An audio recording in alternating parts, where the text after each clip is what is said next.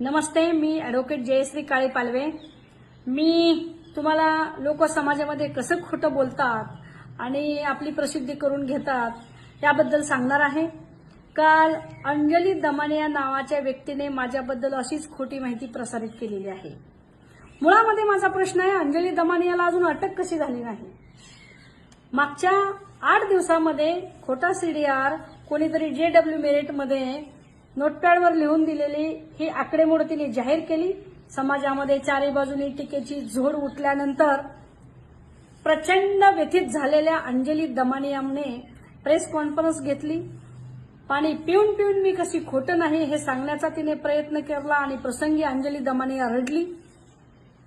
काल सुद्धा अंजली दमानियाने कोणतीही माहिती न घेता कोणीतरी कट कॉपी करून दिलेलं, खोटं लिहून दिलेलं असंच माझ्याबद्दल तिने वक्तव्य केलेलं आहे।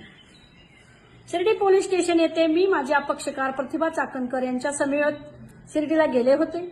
त्या ठिकाणी प्रतिभा चाकणकर यांचा जबाब नोंदवल्यानंतर त्यांनी पत्रकारांना विचारलेल्या प्रश्नाला उत्तरं दिली। तिचं नेहमीप्रमाणे म्हणणं आहे त्यांचं ते खोटं आहे।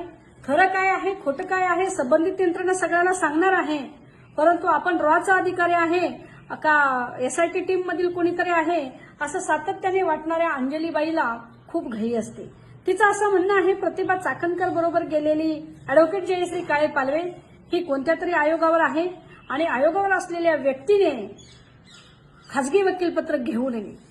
मला अंजली दमाने याची कीव येते। एवढं धडधडीत खोटं बोलण्याच्या आधी 5 मिनिट तुम्हाला खरी माहिती घेता आली नाही? लाज वाटायला पाहिजे अंजली दमाने या तुम्हाला। आयोगावर असलेल्या व्यक्तीने आयोगाची संबंधित वकीलपत्र घेऊ नये असा संकेत आहे। मागील 3 वर्षांमध्ये मी हा संकेत मोडला नाही। मी आपल्याला सांगू इच्छिते, महाराष्ट्र राज्य बाल हक्क संरक्षण आयोगाच्या सदस्यपदी माझी 4 मे 2022 रोजी नियुक्ती झाली। 3 वर्षाच्या कालावधीनंतर म्हणजे गेल्या वर्षी 5 मे 2025 रोजी तो कार्यकाल संपला।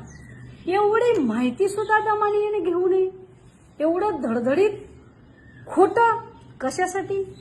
तर स्वतःची ब्रेकिंग न्यूज लागण्यासाठी।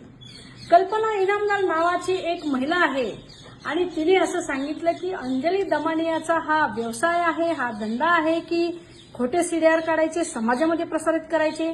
तिने असंख्य तक्रारी अंजली दमानियाच्या विरोधात पोलीस स्टेशनला केलेल्या आहे, याची स्पष्टता दमानियाने द्यायला पाहिजे।